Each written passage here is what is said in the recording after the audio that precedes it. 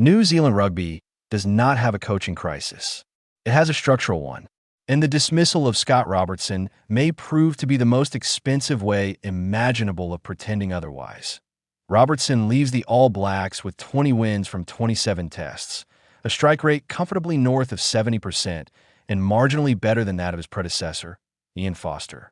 Before that, he constructed one of the great provincial dynasties in modern rugby with the Crusaders, winning 7 Super Rugby titles and building a culture players still describe with something close to reverence. His teams were not merely successful. They were coherent, connected, and ruthlessly clear about who they were.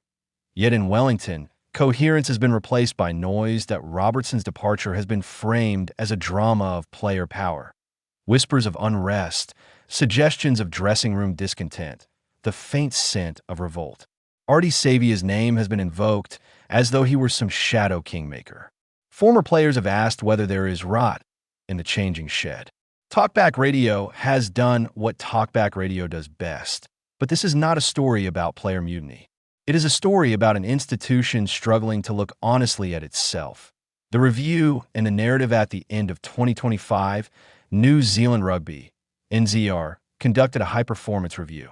Robertson was interviewed, as were roughly 20 senior players. The conclusion, according to NZR chairman David Kirk, was that the All Blacks were not on trajectory for the 2027 World Cup. Kirk publicly denied that Savea had led any revolt. He described the players' contributions as measured and thoughtful. He insisted the decision was about direction, not discord. On the surface, it was a tidy explanation, a calm board making a sober call about long-term competitiveness. And yet the narrative that consumed the rugby world was one of player power. That storyline did not emerge from thin air. Selective leaks and carefully timed disclosures created a vacuum in which speculation thrived. By the time the official announcement arrived, the story had already been written elsewhere. When former All Black Justin Marshall asked whether there might be a little bit of rot in that changing shed, it sounded dramatic. But drama is not diagnosis. The previous coaching regime faced similar murmurs. If 2 consecutive coaching groups encounter the same ventilation problem, perhaps the issue lies not in the occupants but in the architecture. The structural question, the deeper problem, has been articulated somewhat unfashionably by Eddie Jones. New Zealand Rugby has a structural issue, and replacing coaches does not solve structural issues. It provides the illusion of decisive action while leaving the foundations untouched. Since 2019, the All Blacks' record against South Africa has dipped below 50%. In 2024, they suffered a 43-10 defeat in Wellington, their heaviest home loss to the Springboks. During that year's Rugby Championship, they went 3-3 and were outscored in the final 20 minutes of 5 of 6 matches. Those are not simply tactical blips. They hint at depth, conditioning, and succession planning concerns. They suggest a narrowing margin for error in a sport where New Zealand once set the global tempo. For decades, the All Blacks' greatest competitive advantage was not a single coach or generation. It was a system, a conveyor belt of talent replenished with such reliability that departures felt almost irrelevant. When one great first 5 left, another was waiting. When a world-class loose forward moved on, a younger version appeared. That conveyor belt is no longer so automatic. The National Rugby League exerts a powerful pull on young athletes. Japanese and European clubs offer financial packages New Zealand cannot match. Richie Mo'unga's move offshore was not a personal failing. It was a rational economic decision. Savea's Japanese sabbatical was not betrayal. It was modern professionalism. The result, however, is cumulative. The talent pool is thinner. The depth chart is less forgiving. Injuries bite harder. Fatigue lingers longer. A coach, however gifted, cannot manufacture depth out of sentiment. Jones put it bluntly. If you're a young athlete in New Zealand today, rugby union competes with rugby league and global club contracts in ways it did not 2 decades ago. That is not a coaching problem.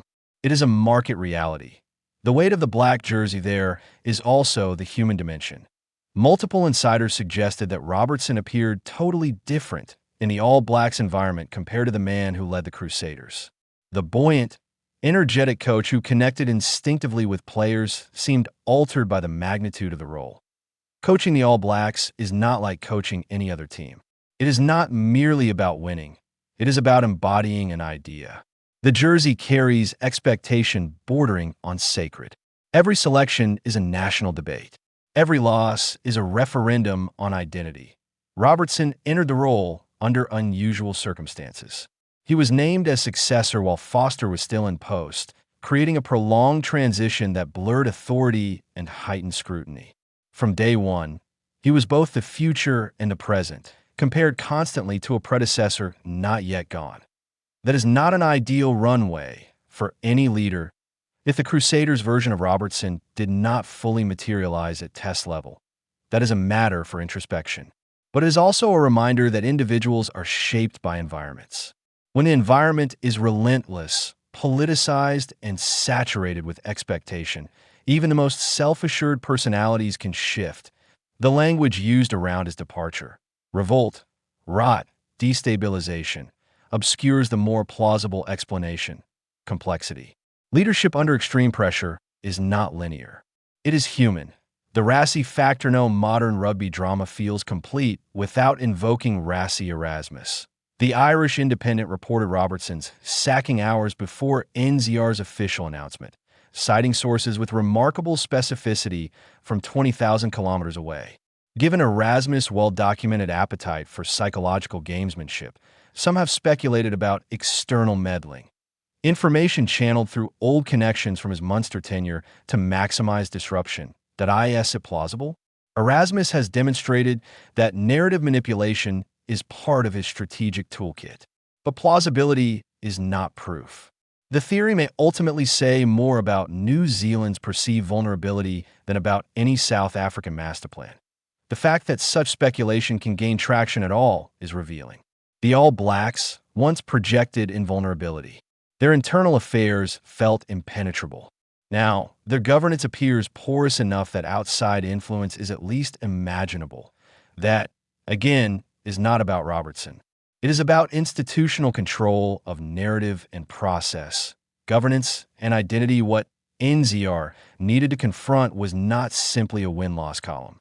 It was a convergence of forces, commercial pressures, player migration, shifting global power dynamics, and internal governance challenges. South Africa's resurgence is not temporary. A 1-3 recent record against the Springboks reflects a genuine rebalancing of the sports hierarchy. France and Ireland have invested heavily in systems and centralized pathways. England, for all their volatility, possess financial muscle. New Zealand's historic advantages, unity, clarity of identity, developmental depth, require constant renewal. They are not self-sustaining myths. Instead, the focus is settled on the removal of a coach with a strong record and a formidable domestic pedigree. That may buy time. It may calm public anxiety. It may signal accountability. But if the underlying questions remain unaddressed, it changes little. What is the All Blacks' identity in 2026? Is it still predicated on overwhelming skill depth, on relentless tempo, on cultural mystique? Or must it adapt to a world in which financial gravity pulls players abroad and rivals have studied the blueprint? These are uncomfortable conversations. They involve revenue models, eligibility rules, grassroots participation, and long-term strategy. They require admitting that the gravitational center of global rugby has shifted. Sacking a coach is simpler. The illusion of resolution Robertson deserved time. Not indefinite indulgence, but a full cycle in which structural adjustments could accompany tactical ones. More importantly, he deserved an unvarnished dialogue about expectations, support, and direction. Instead, the public autopsy has centered on personality and power. It is cleaner to debate whether a coach lost the room than to examine whether the room itself is fit for purpose. If the All Blacks rediscover dominance under a new coach, Robertson will be remembered as a transitional figure. If struggles continue, his departure will look less like decisive action and more like displacement, a hard question deferred. Scott Robertson may not have been perfect. Few coach